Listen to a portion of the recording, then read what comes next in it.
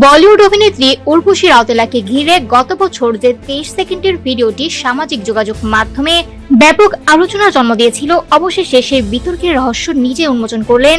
এতদিন অনেকে এই ভিডিওটিকে ফাঁস হওয়া ব্যক্তিগত ভিডিও বলে দাবি করলেও উর্বশীর সাম্প্রতিক বক্তব্যের সামনে এসেছে সম্পূর্ণ ভিন্ন এক সত্য। ভিডিওটিতে দেখা যায় উর্বশী রাউতেলা একটি বাথরুমে প্রবেশ করছেন। তার পরনে ছিল সালোয়ার কামিজ।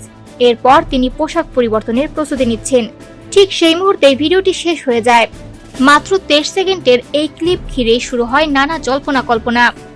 সামাজিক মাধ্যমে ছড়িয়ে পড়ে অসংখ্য গুজব, আর অনেকেই ধরে নেন এটি কোনোভাবে ফাঁস হয়ে গেছে। তবে সম্প্রতি এক সাক্ষাৎকারে উর্বশী জানান, বাস্তবে বিষয়টি মোটেও তেমন ছিল না। তার ভাষ্য অনুযায়ী সংশ্লিষ্ট সিনেমার নির্মাতারা তার কাছে এসে জানান যে ছবিটি নিয়ে প্রত্যাশিত প্রচারণা তৈরি হচ্ছে না। এমনকি সিনেমা নির্মাণের সময় তারা আর্থিক সংকটের মুখেও পড়েছিলেন। তাই দর্শকদের দৃষ্টি আকর্ষণ করতে একটি শক্তিশালী প্রচারণার প্রয়োজন ছিল।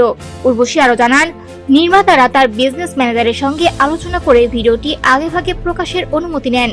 এটি কোনো আলাদা করে ধারণ করা ব্যক্তিগত ভিডিও নয়, বরং তার অভিনীত ঘুষপেটিয়া সিনেমার একটি দৃশ্য। সিনেমার প্রচারণার স্বার্থে ভিডিওটি প্রকাশে তিনি সম্মতি দিয়েছিলেন। অর্থাৎ যে ভিডিওটিকে ঘিরে এতদিন লিক বা ফাঁস হওয়ার গুঞ্জন চলছিল, সেটি আসলে ছিল একটি পরিকল্পিত প্রচারণার অংশ।